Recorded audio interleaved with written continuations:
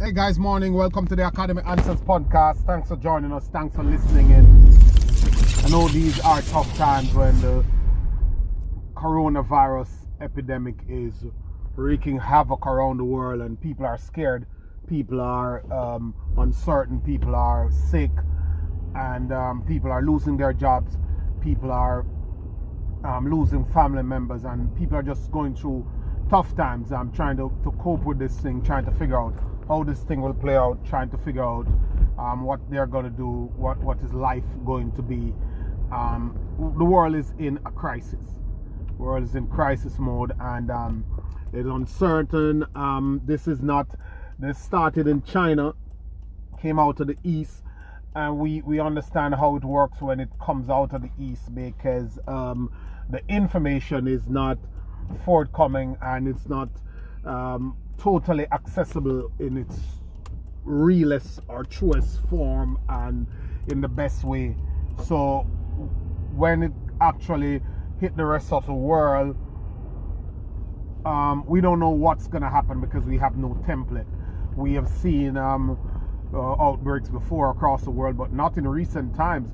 The closest one you can think of is probably SARS, which has not been that bad. The toughest one in recent history must be 1918, which is more than 100 years ago. When the measles, I think it was the measles or this other disease, killed 50 million people, and this was horrific. That is unimaginable. And we're seeing this, the increased rush to create a vaccine.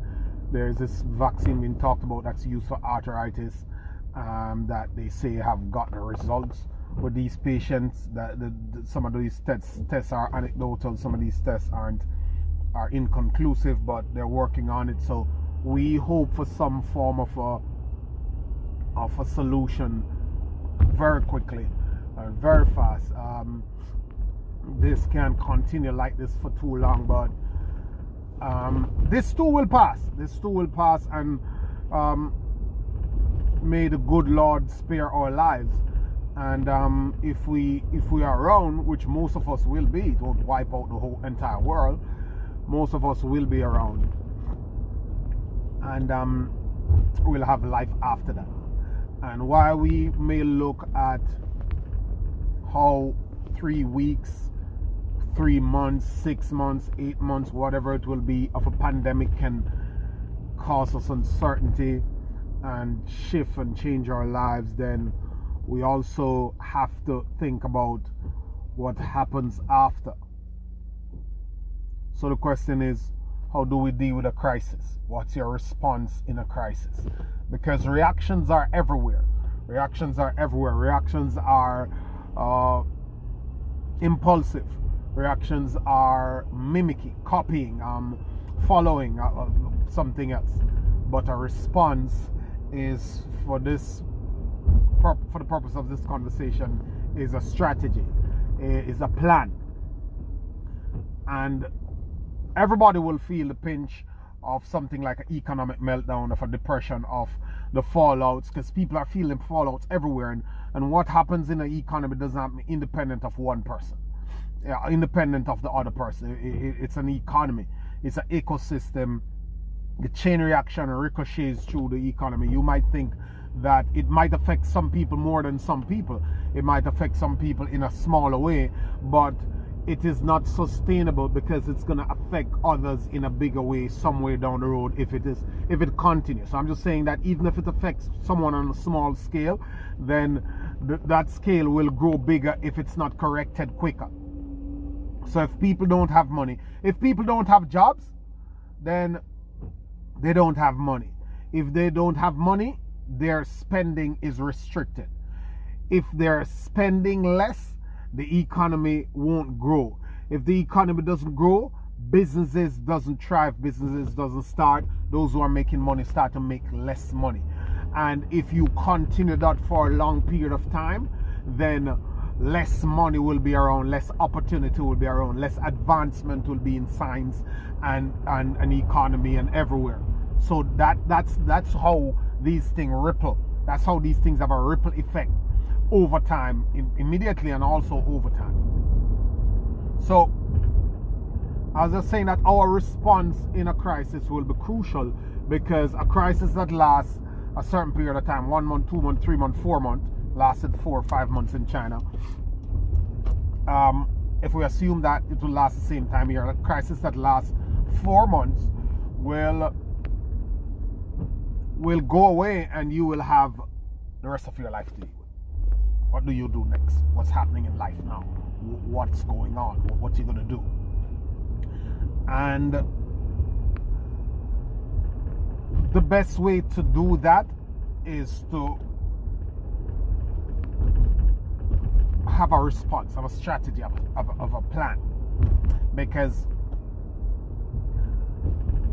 4 months can be tough, but you want it to be 4 tough months. And if you want the pressure to ease, you want it to be only 4 tough months if it has to be tough. And if the pressure is going to ease, you want it to ease as quickly as possible.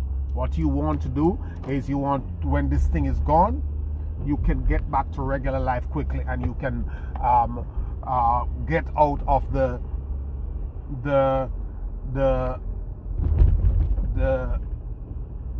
mode of the panicky mode, and get back to normal as fast and as quickly as possible.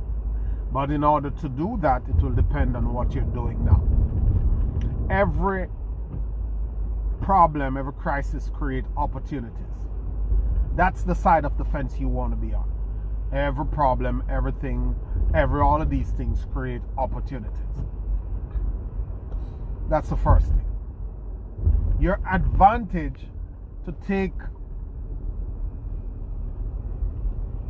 make use of these opportunities will be dependent on a few things. It will be dependent on how you operated your behavior before the crisis. It will depend on your behavior during the crisis, and it will depend on your behavior as you come out of the crisis. Because most people will feel the pinch, because when you have 13 good years, if there's an economic meltdown, when you have 13 good years, people are spoiled. People who are 20, 25, 30, and people who are older too, are so addicted and so accustomed to the good times that they don't know how to build anything. It's easy. They don't know how to do it hard. So they have that pressure of a life that they think is has turned to shit, when really and truly is not exactly so, because it has been really good. So it's good and everything is fine, and we can do all we want to do, and we have all the spending power, and we have all the opportunities available, and we're doing it, and we're killing it, and we're making it work, all that stuff. But when it comes to tough times, then they spin out. They start to blame, they start to complain, they start to whine. But your plan or your future thinking when things are good is imperative. How do you view life? How do you understand trends? How do you understand what happens, what usually happens, what is likely to happen? Like we all know, every financial person will tell you, every financial advisor will tell you that have an emergency fund. Put some money away so you can ride. You can ride for 6 months, you can ride for a year. Your first stop is 6 months. You know, I was sitting on the marina in St. Lucia a couple of years ago. I went down there for a business meeting, and there's this French millionaire guy who was sitting there, and he was saying that, yeah, you know, we got talking, and we're talking about business, and he says, well, before we drink too much, or before I get into that lightheaded mode, I just want to make the point, because we're talking about how do you build your life financially. He says one of the most crucial and critical thing he has learned is that the first step that you need to get to is to simplify your life. When you're building, you make your life simple, because you cannot, if you're trying to go far or if you're trying to get going, you want as less weight as possible. You know, people don't understand weight. People don't understand financial pressures and trinkets and all the things that they buy, and not realizing that what they buy, what they own owns them. They buy expensive cars to maintain, big homes to maintain, and so many of them has found themselves retarded, pulled back, or destroyed by these luxuries that they are unnecessary, or that are too advanced for their financial levels. So they jump way ahead to get these things before they can even ride out 3-4 years of bad times.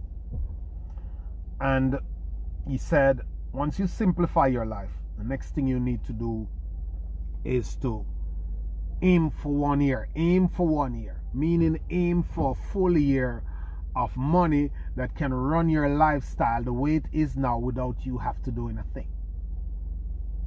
Holding all conditions constant. So let's say you have a regular year, no sicknesses, no illnesses, no major expenses that's gonna, you know, like no crisis, but you have a year that you could float on.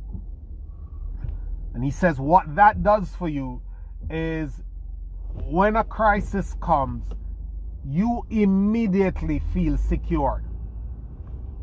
Most people will panic because they need the next paycheck. Most people will panic because they need the other one. Most people will panic because, hey, you know, what's going to happen? Most people might hear that, look, don't come to work tomorrow, don't come to the work next week, or we can't do this thing. And they immediately spin out. Why? Because they can't run their lives any time for any period of time without the next paycheck. That's a really tough position to be in. And they have families and they have debts and they have obligations. It's tough. So he says that's your first stop. And he says the guy who can't make that first stop in income, then he needs to get his financial house in order so that he probably can make that first stop on a credit card. Some credit card that's there that you could use to buy you a couple of months. Maybe not a whole year, but a couple of months. Something that could pay you your bills. He says once you have that, then you start to aim to scale. Because it has happened to me too. When you're at 5 and you should be putting away 2, you're like, oh wow, I could get to 10. You get to 10, you're like, gee woo, I don't think anything is going to happen. Let me get to 20. So you're constantly leveraging and investing and doubling down, and you're not putting aside any cash, and you're trying to scale, and you get to 100 and you're still trying to say, hey, if I get to 200, then one go could just make me put down a whole year money, or why not have 2 years? And you do that and do that and do that, and one morning you wake up, you're realizing that you're over leveraged, you have nothing saved, and shit hit the fan. So you have to be aware of these principles. Live your life on principles. So in a crisis, if you are in that position, you're in a good position. If you are not, you have to hold your head and hold your disciplines and your routine in the crisis. That is, you must find a way to ease the stress and to keep doing what you're doing.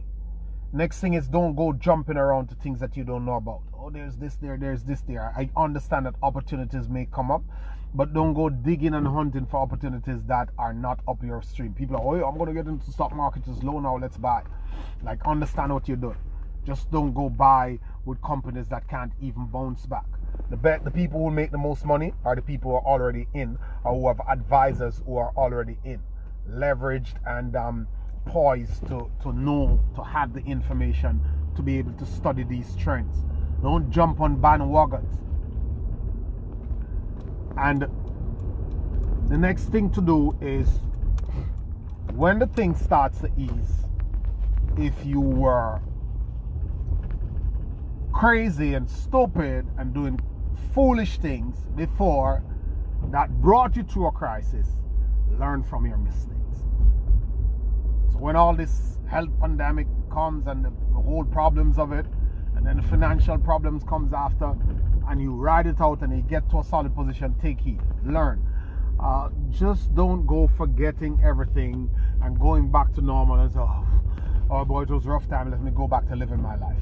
Now you put yourself on a path that will ensure that this doesn't happen to you again. If you repeat your mistakes, it is the stupidest thing that you can do. Don't go making the same mistakes all the time. Do something. And I know it is tempting. I know it is tempting to get back on the whole old horse and ride the same whole path. But you must learn from your mistakes. You must go back. But this time you must go the right way. You must exercise the discipline. You must take the steps, and you must act in the way and make the decisions that is in alignment with a sound financial future. Build your emergency fund, get extra sources of income, improve your skills, learn. That's the thing. That is the thing. That is the thing. That is the thing to do. So in a crisis, when it's tough, you think ahead. What's going to happen in 6 months? How will I be positioned in 6 months? Am I scared? Am I positioning myself? Am I panicking? Am I positioning? And it is good. It is okay. It is normal. Nothing is wrong with feeling the fear. There's fear everywhere. There are different types of fear. I understand this. I'm fearful as hell too. But you have to put it into perspective and know that there's another side of you that keeps going. And now you have to decide how you position yourself with this time and in these situations. So while there's panic, figure out your positioning, figure out your next moves. A lot of things that I have in business might have to go on hold. I might have to pivot a little bit, but you need a clarity of mind to decide that, okay, this is where I go, this is not where I go, this is how I do this thing, so you can figure it out. Thank you guys, always a pleasure. Appreciate you. Have a good one.